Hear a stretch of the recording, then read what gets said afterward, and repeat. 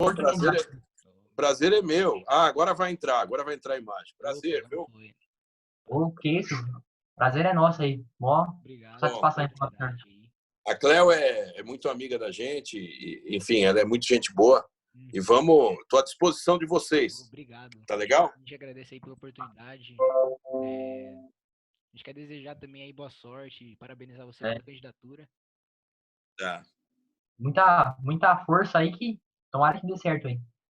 Se Deus quiser. É uma parada dura, é uma luta difícil, mas nós vamos tentar guerrear aí pós esse coronavírus, né? Pois é. Bom, então podemos começar. Pode dar início? Preparou 8 perguntinhas aqui, nada muito demorado. Tá. Posso começar? Pode começar. Aí a gente queria saber um pouquinho mais primeiramente sobre a sua carreira, né? Saber como o senhor fez para se tornar o que está se tornando, como é que está sendo o seu sentimento para concorrer agora. Um pouquinho mais sobre isso. Pedro e Antônio, né? Eu, na verdade, eu nasci na periferia de São Paulo, sempre com muita dificuldade, e tive que começar a trabalhar com 14 anos, uma luta como hoje muitos fazem, cruzando a cidade. Comecei como office boy, etc. Aí fui trabalhando, estudando, me formei no 2º grau técnico em contabilidade, depois me formei em direito, fiz o exame da OAB, tenho OAB, sou advogado, fiz paralelamente alguns cursos como de locutor com registro profissional. Na época o rádio tinha uma força muito grande, não existia a internet. Depois consegui também um registro no MEC como professor. Eu dei aula durante 5 anos para 2º grau técnico na cadeira de Direito, Introdução ao Estudo de Direito. E depois eu fiz uma faculdade na GV sobre Administração e Marketing, onde eu consegui me aproximar muito grande da publicidade através do rádio, onde eu tinha um programa de rádio e vendia os contratos de patrocínio do meu próprio programa. Eu comprava o horário e vendia. E aí, como locutor, eu fui avançando. Tive algumas coisas da juventude que a gente entra na esfera política estudantil. E mais tarde fui convidado pelo Silvio Santos para ir ao SBT. Fiquei no SBT durante 12 anos. Comecei como assessor de rede, de gerente, diretor e até superintendente. Eu cheguei numa posição muito alta. E em 2004 eu fui para a Record, onde eu estou hoje como diretor comercial de rede da Record. No paralelo, São Paulo sempre foi meu amor de vida, como torcedor, arquibancada. Em 1995, eu ajudei quando São Paulo teve o Morumbi interditado e teve uma reforma, que foram colocados amortecedores, etc. E ali tinha que levantar projetos e ideias de dinheiro. Eu atuei no projeto Morumbi Século XXI, sem ser sócio do São Paulo, sem ser dirigente, nada. E aí eu fui me aproximando do São Paulo, passando por algumas gestões como diretor adjunto, que é abnegado, sem ser remunerado, nunca fui remunerado em São Paulo. E aí veio uma sequência, com Marcelo Portugal Gouveia, virei diretor pleno de marketing, depois com o Juvenal, depois virei vice-presidente de marketing, depois virei vice-presidente institucional, depois me tornei conselheiro com 2 votações, uma em 2008, que os sócios todos votam, mais votado da história, depois em 2014, outra vez o mais votado da história. Então, aí eu fui candidato dentro do novo estatuto a membro do Conselho de Administração, vindo eleito pelo conselheiro, através do Conselho Deliberativo. Também fui o mais votado. Então, 3 eleições aí, o mais votado. E para vitalício, onde eu não disputo mais a eleição do sócio, agora eu sou vitalício, eu também fui mais votado em 2018. Portanto, essa é o resumo da minha história.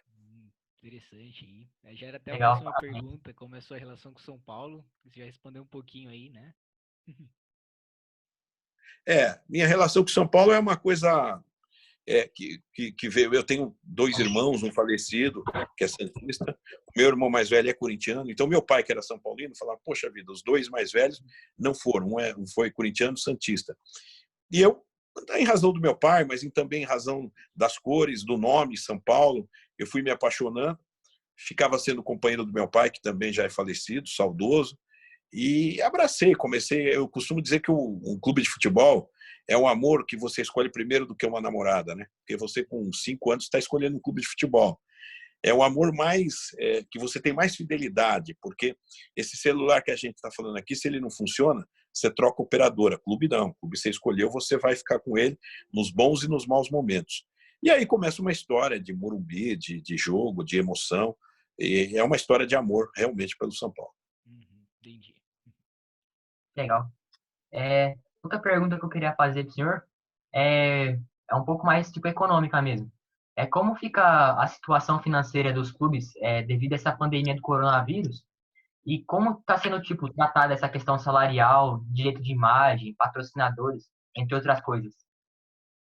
O Pedro, eu acho que na verdade, é o maior desafio do futebol brasileiro e também no Mundial, porque as coisas já estavam difíceis, né, com uma economia, falando de Brasil, uma economia muito difícil, já estavam difíceis, o São Paulo, por exemplo, muitos outros clubes com uma dívida muito grande, e aí vem o coronavírus, que nós não sabemos exatamente o que vai acontecer. Ninguém aí tem condição de prever. Muita gente vai falar assim, vamos voltar ao normal quando? Eu não falo nem voltar ao normal, nós vamos voltar ao novo normal, que não é mais igual ao que aconteceu. Então, isso vai ter impacto em patrocínio, como já está tendo, em folha de pagamento. E o que o São Paulo está fazendo, eu não sou da diretoria, mas o que o São Paulo está fazendo foi um desconto dos 50% do salário dos atletas para pagar esse saldo oportunamente, através da legislação, também descontou dos funcionários 25%, esse é título perdido nesse momento, para tentar preservar o emprego, e tentar renegociar dívidas prementes, com fornecedores, com créditos, com credores, né? E uma diminuição de custo. E essa é uma lição de casa que eu acredito que o São Paulo esteja fazendo, até porque eu não estou no dia a dia, né? Então, quando você joga isso para o ano que vem, o cenário fica muito mais obscuro. E muita gente fala, poxa vida, você é louco de entrar num negócio desse. Eu acho que realmente é um pouquinho de loucura. Mas o amor ao São Paulo está falando mais alto. Eu não tenho dúvida que o São Paulo vai precisar se organizar para ter uma política futura austera, com uma reestruturação profissional, com uma diminuição da sua folha, da sua estrutura, a implantar a meritocracia, ou seja, o salário fixo deve cair, mas o bônus por resultado é um componente para que eles tenham metas. Nós temos que implantar as normas de compliance, estabelecer uma governança na instituição e, ao mesmo tempo, um clube que há muito tempo não ganha, tentar fazer um time competitivo. Olha o tamanho do desafio. Mas eu nunca fugi a desafios e não será dessa vez. Quando eu assumi o marketing estava precisando de um oxigênio. Nós fizemos inúmeras ações no marketing do São Paulo. Basta colocar um Google. Se você pegar de 2002 até 2010, nós vamos ter muitas ações e que transformou São Paulo em vários prêmios e cases e referências nessa área de marketing. Interessante. Bom, agora a gente vai passar para a próxima pergunta. Tem a ver com esse caso aí do Raí, né? De que ele se posicionou de modo político. E aí a gente não quer entrar em nenhuma questão de teor político aqui. Mas você acha que a partir de um momento em que você representa uma instituição como São Paulo, você representa algo maior, você acha que acaba afetando um pouco a imagem da instituição ao você se posicionar politicamente a respeito de alguma coisa? Olha, Pedro, o Raí é um grande ídolo da nossa história, uma pessoa que eu gosto muito, uma pessoa correta, enfim, é um grande ídolo, né? Raí, o terror do Morumbi, que não vai esquecer nunca disso. Um clube, uma instituição não pede filiação partidária, carteirinha de quem está no partido A, B ou C, não tem dúvida, é a democracia, a livre expressão, isso nós temos que garantir a cada funcionário, a cada colaborador. Entretanto, quando você representa uma instituição, tem que ficar muito claro que a opinião pessoal ela não representa a opinião da instituição. Então, nesse episódio, e aqui sem nenhuma censura, o Raí pode falar o que for, apenas acho que a preservação da instituição ela deve estar num caminho muito sereno e muito objetivo, sem prejuízo da liberdade democrática. Agora, a tese da pergunta, da questão era voltar ao futebol? Eu acho que a gente só pode voltar ao futebol com as garantias dos órgãos de saúde, queira ser da prefeitura, do estado ou do governo federal.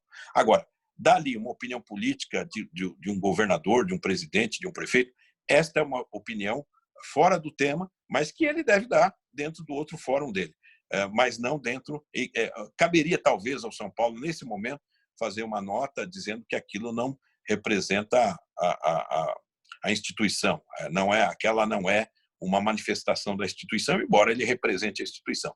Talvez o São Paulo poderia fazer isso, mas também garantindo a opção democrática que as pessoas devem ter dentro da sua vida. Obrigado. O senhor estava falando também sobre o ser o conselheiro mais votado, entre outras coisas. Até por isso, a gente queria saber qual que é a função de um conselheiro dentro de uma instituição esportiva. Olha, o conselheiro, voltou. O conselheiro, ele está lá para fiscalizar, para aprovar as contas, para acompanhar o balanço, o orçamento, aprovar questões que no estatuto dão a ele atribuição. Então, ele tem esse papel de fiscalização, de aprovação da gestão e discussão dos rumos da entidade. Na verdade, é um poder legislativo, é um poder que executa as normas, fiscaliza, e junto com o Poder Executivo, que é a diretoria, e com os outros órgãos, que é o Conselho de Administração, o Conselho Consultivo e o Conselho Fiscal, estabelece uma harmonia entre os poderes. Na verdade, o conselheiro é a voz do representante máximo do clube, que é o associado, e que também representa o torcedor, porque o associado é aquele que fez uma opção por ingressar numa agremiação e, portanto, representa aquele clube. Entendido. Obrigado. Partindo agora para a penúltima pergunta, até a respeito, voltando à questão da pandemia do coronavírus, a gente viu que tem alguns clubes aí no Brasil que já, por exemplo, no Rio Grande do Sul, Grêmio e Inter já estão trabalhando ali para voltar aos treinamentos. A gente já viu aí na Espanha, Barcelona, já estão treinando há pouco mais de meio mês.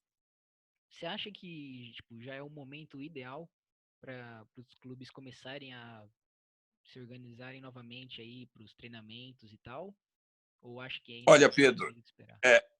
eu acho, Antônio, que ainda não é o momento, não. Eu acho que nós estamos vivendo um grande problema ainda na saúde pública em São Paulo, um pico agora fascinado, um rodízio bem radical. Eu acho que seria um contrassenso e contramão você expor jogadores, pessoas, funcionários. Eu acho que nós temos que estar atentos a protocolos e desenvolvimento, e desenvolvendo protocolos e se preparando, que uma hora vai ter que voltar. Mas nesse momento, não. Eu acho que nós temos que aguardar um pouco mais. Interessante. A saúde sempre vem em primeiro lugar, né? Sempre é o mais importante. Exatamente. A saúde é que preserva a vida e preserva todo o ecossistema do esporte também, né? Exatamente. E até por isso a gente queria saber qual que é a sua opinião a respeito da atual gestão de São Paulo, da Era Leque, essa seca de títulos, entre outras coisas. Olha, os presidentes que passam pelo São Paulo, eles chegam lá com uma intenção muito boa, são São Paulinos, são ilustres. Eu costumo não entrar nessa onda de o cara não foi bem, fora ele, ou se ele ganha um título apenas e a dívida é grande, puxa, ele é o maior do mundo. Não, tem que ter um equilíbrio onde você avalia o período do mandato. Né? Então, o Leco vai terminar os 5 anos, deve ter uma avaliação. Hoje, as questões são difíceis, ele não conseguiu um título. Por exemplo, o São Paulo estava no bom caminho tecnicamente nesse ano. Acho que a contratação do Fernando Diniz foi uma boa coisa, foi um acerto, mas aí veio o problema, a paralisação. Então, isso eu acredito que esse ano nós teríamos uma condição muito boa de competitividade nos campeonatos que fôssemos disputar. Então, eu sou muito sereno, porque a gente não pode ter emoção numa disputa eleitoral. Nós temos que, mais importante do que o Júlio, do que o Leco, do que qualquer outro candidato ou presidente, é um programa de gestão. As dificuldades serão imensas. Imagina a dificuldade que, se eu for eleito, eu vou enfrentar. Uma dívida de R$500 bilhão, uma crise pós-coronavírus, o futebol todo desorganizado. E eu estarei lá. Então, será que a torcida tem paciência? Eu vou tentar fazer com que eles entendam. Mas é muito difícil, é uma situação muito difícil. Mas eu nunca fugi de desafios, de responsabilidade, e não seria dessa vez. Embora eu acho que os nomes devem aparecer mais tarde, o meu nome já apareceu, mas eu acho que mais importante é o trabalho num programa de gestão muito eficaz que atenda a uma transformação da instituição. Entendi. Uhum. A gente deseja aí Só para excelente... complementar um pouquinho, queria saber a sua opinião também a respeito sobre a que o Rogério Ceni foi contratado, se não me engano, acho que foi em 2017, por aí. Se você acha, tipo, se foi justo mesmo a demissão dele, porque, tipo, eu lembro que ele vendeu muitos jogadores da base, mas ele não obteve muito bons resultados. Ele era, tipo, um grande ídolo do São Paulo. Você acha que, tipo, na sua gestão, a contratação, tipo, dele, tipo, voltar vai ser tranquila, ou você acha que vai ter alguma rixa, tipo, profissional entre ele e o clube? Olha, o Rogério é um grande ídolo, talvez o maior ídolo da história do São Paulo. Realmente é um cara diferenciado. Eu conheço ele quando ele era o terceiro reserva. Era o Zete, o Alexandre e ele chegando em São Paulo. É um amigo meu, uma pessoa que eu reputo como um grande São Paulino, um grande profissional. Acho que naquela oportunidade, eu já dei entrevista na televisão, no programa da Gazeta, no Mesa Redonda, dizendo que naquele momento nem foi bom para ele, nem foi bom para a entidade. Eu acho que foi prematura o início do Rogério no São Paulo naquele momento. Ele poderia ter sido um auxiliar técnico do São Paulo mesmo e logo em seguida ir galgando degrau, como fez o Muricy com o Tele Santana. Eu acho que nesse momento, entretanto, cabe ressaltar que como o Rogério é muito inteligente, muito dedicado, muito disciplinado, ele está fazendo uma carreira como técnico no Fortaleza, teve uma passagem não muito boa no Cruzeiro, pelas razões que a gente conhece do Cruzeiro hoje, mas é uma pessoa que tem uma qualidade incrível. Então, eu não vejo uma impossibilidade dele voltar. Tudo ao seu tempo. Claro, o Fernando Diniz está lá, eu gosto muito do Fernando Diniz, eu acho que o Fernando Diniz está fazendo um grande trabalho, deverá continuar. Agora, o Rogério sempre vai ser uma agenda do São Paulo, uma pauta para ser discutida numa volta dele, ele mais maduro, ele com tempo mais de estrada, o São Paulo com uma outra cara, e quem sabe ele não possa um dia voltar. São pessoas que são ícones, e por coincidência, tanto o Rogério como o Muricy são meus amigos, são pessoas que trabalhamos juntos, e o Muricy é uma pessoa muito séria, muito correta, e eu acho que o Muricy ele pode compor também um dia uma volta, não como técnico, mas dentro da organização, da coordenação do futebol profissional.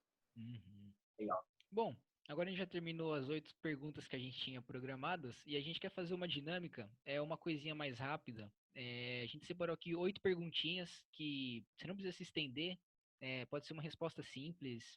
Eu vou fazer 4 e o Antônio vai fazer 4. Tá. Vou começar. A primeira, um jogo memorável do São Paulo.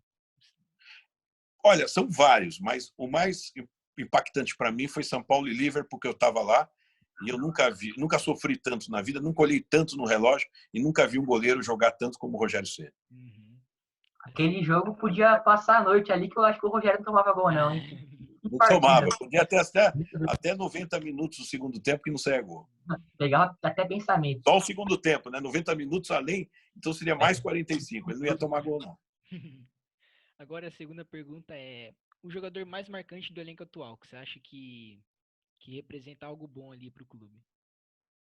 Olha, quando a gente tem que colocar a pergunta é muito boa, não tem dúvida, mas quando a gente tem que escolher não é fácil, não é fácil.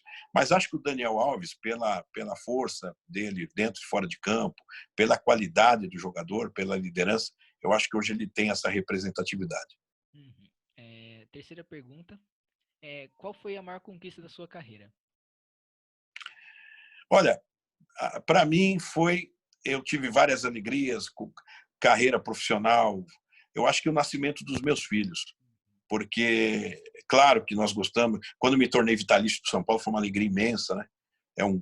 Mas o nascimento dos filhos e você levá-los depois para um projeto que eu criei no São Paulo, que é o Batismo Tricolor, e batizá-los como são paulinos, com diploma, com certificado, e tê-los como saúde, como pessoas cidadãs, para mim, a minha maior alegria. Que legal. O senhor mesmo que criou o próprio batismo tricolor? Como? O senhor mesmo que criou o batismo tricolor? Foi. Eu criei o Batismo Tricolor, que era algo que eu pensava que não era uma solenidade religiosa, era apenas um batismo esportivo, onde nós podíamos batizar desde uma criança, como várias que nasceram ali no Einstein, a pessoa ir lá batizar, ou pessoas com 75 anos. Eu fiz batismos lá, eu participava das sessões, com a solenidade toda, e foi um projeto muito vencedor, muito importante, que traz um orgulho muito grande através de um certificado, um DVD com todo o que aconteceu. presença de convidados, a pessoa ganhava um vasinho com a grama do Morumbi, placar eletrônico, hino no fundo, e uma solenidade com o Santo Paulo, que era um personagem muito importante na época. Foi um grande sucesso, ainda está sendo, mas na época atingiu picos de inscrição e virou matéria até para clubes na Europa. Aham, Obrigado. legal. Agora a quarta pergunta é, jogava futebol na infância? Você era bom de bola, gostava de jogar uma pelada ali? Eu acho que eu joguei sim. Tanto é que eu tenho hoje os 2 joelhos com cirurgia. Ligamento cruzado bilateral nos 2, menisco, um joelho cortado, o outro conseguiu recuperar, mas teve que fazer a junção dele. E aí é claro que não minha carreira, mas a minha prática foi interrompida. Mas na infância, na várzea, eu cheguei a jogar, eu cheguei a participar de algumas peneiras no São Paulo, que eu vi o Muricy, que era mais velho que eu, já jogando nas categorias, e eu chegava lá, não tinha a estrutura que tem hoje, né? A gente ficava numa calçada, comendo um sanduíche lá, esperando a nossa vez, e esperando 3 horas para tentar jogar. Então era um treino que você praticamente corria para lá e para cá, e às vezes em 20 minutos saíam 22, entravam 22, e não tinha muito critério. Mas eu joguei de meia direita quando criança, eu era muito magrinho, e depois fui crescendo. Quando fui ficando um pouco mais velho, mais maduro e um pouquinho mais pesado, fui trabalhar na zaga, onde a gente ali trabalhava como quarto zagueiro, jogava como quarto zagueiro, e aí eu fui terminando até os dias de veterano, mas hoje o joelho eu tenho um pouco de medo, embora a operação foi muito bem sucedida, eu joguei tênis, joguei futebol com os barrigudos, que eu chamo para não correr muito, mas eu tenho um pouco de receio porque já tenho 58 anos. Aham. Agora eu vou dar um pouquinho de continuidade às perguntas. Qual é o seu maior ídolo no São Paulo, em geral? Meu maior ídolo? Puxa vida. Eu vou E, colocar uma pessoa. Eu tenho vários. Essa pergunta é a mais difícil, porque sim. você pode eleger 30, né? Com Ah, certeza. Mas eu vou falar um nome que foi a época que o São Paulo não ganhou título. E foi quando eu estava construindo o Morumbi, ele era um craque, e infelizmente o São Paulo tinha que investir todo o seu recurso na construção do Morumbi, e ele já faleceu, depois virou funcionário do São Paulo, que é o Roberto Dias. Quem não viu jogar, vale a pena uma pesquisa. O Pelé dizia que era o melhor marcador que o Pelé já teve. E o Dias que eu conheci, ele jogou no São Paulo quando o São Paulo não tinha recurso. Então ele ficou no São Paulo lutando. Aí o São Paulo terminou o estádio, aí ele foi campeão paulista. Ele estava na conquista de 1970. Então, para mim, o Roberto Dias é emblemático. Mas dá para falar do Careca, do Canhoteiro, do Miller, que foi um jogador maravilhoso, do Toninho Cerezo, do Canhoteiro, do Raí, né, do Zete no gol, Rogério Ceni, enfim, dá para falar de uns 40 aí com facilidade. Mas o dia simboliza a luta pelo São Paulo, pela construção do Morumbi e a técnica e a elegância em campo. legal. Ó, mais uma. Quando é que o senhor já falou um pouquinho mais da infância, mas quando é que o senhor mesmo chegou a se interessar mesmo por futebol? Pelo que eu me lembro, foi jogando botão. Antigamente nós não tínhamos videogame, né? Era jogo de botão, etc. Acho que eu tinha, sei lá, uns 5 anos. E eu tinha o meu time do São Paulo, fazíamos campeonatos. Eu acho que ali foi a introdução do meu amor ao São Paulo, do amor ao esporte e principalmente ao São Paulo. Depois viemos a acompanhar o São Paulo como fanáticos, né? Eu morava muito longe do Morumbi, então era um exercício para ir para o Morumbi. Então, o domingo, o jogo era às 4, eu saía de casa meio-dia para chegar lá, ficava tomando aquele sol na arquibancada, mas saía de lá geralmente muito feliz. Legal. Agora, uma inspiração profissional, tipo, que você fala, nossa, esse cara aqui me inspira muito a fazer o que eu faço, entre outras coisas. Eu costumo dizer que tem também vários ícones, né? Mas eu acho que, para mim, o Silvio Santos, como apresentador, como empresário, é para mim um grande ícone. Quem conheceu o Silvio Santos, e eu que conheço a história e convivi com ele é um cara que veio do nada e hoje é um cara que não preciso falar do que ele representa como empresário, como artista, como comunicador. Então, para mim, o Silvio Santos é o concurso. E agora, tipo, uma dica pra gente que tá, eu e o Pedro que estamos começando aí, tentando entrar nesse novo mundo midiático, jornalístico, a gente é São Paulino fanático, uma dica que o senhor tem para dar sobre tentar ser jornalista, tentar virar uma pessoa de comunicação, uma pessoa dessa área. Bom, sobretudo é ter perseverança, não achar que as coisas impossíveis sejam impossíveis. Elas podem ser possíveis se você for determinado, se você acreditar. Eu costumo dizer que a pessoa que gosta de um determinado de uma determinada profissão, ela tem que abraçar essa profissão, ela tem que ler sobre a profissão, ela tem que estar participando.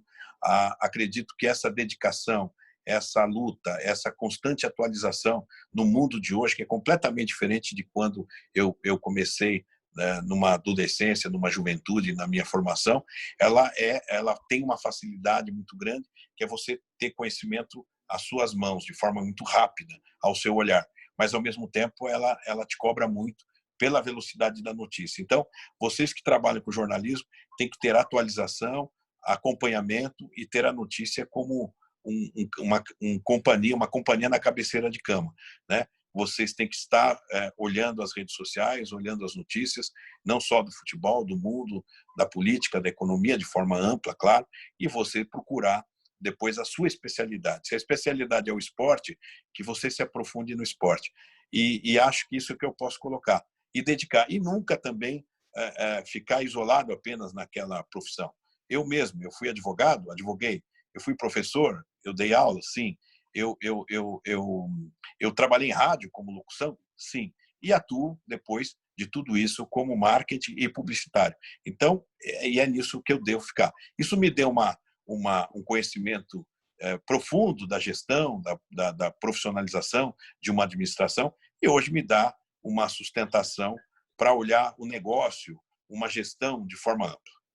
Uhum. Bom, então foi isso que a gente preparou aqui. A gente queria novamente agradecer a oportunidade que se proporcionou para a gente da Mas, entrevista.